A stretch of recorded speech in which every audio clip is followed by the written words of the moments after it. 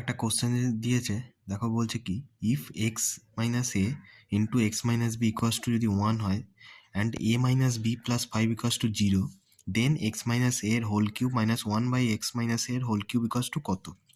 Simple আমি এখানে কি করবো, ভ্যালু পুটিং করবো। এর মান আমি ধরো সাপোজ 0 ধরে নিলাম। 0 হলে এখানে আমার কি হবে, X into x minus B equals to 1।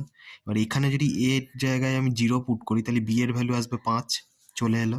তাহলে বি এর ভ্যালু যদি 5 হয় তাহলে X into x minus 5 equals to কত হচ্ছে, 1 হচ্ছে। এখান থেকে আমি কি পাবো, X minus 1 by X equals to 5 পেয়ে যাবো এখান থেকে। তাহলে দেখো এবার কি করব, আমাকে x cube minus 1 by x cube বার করতে হবে। যেহেতু এর মান 0, তাহলে x cube minus 1 by x cube বার করতে হবে। মানে এক্স মাইনাস 1 বাই এক্স আছে কত, 5। এখান থেকে আমাকে x cube minus 1 by x cube যদি বার করতে হয়, আমি আগেই বলেছি ট্রিক্স কি আছে, কে কিউব প্লাস 3k। তাহলে 5 কিউব প্লাস 3 ইন্টু কে কত, 5।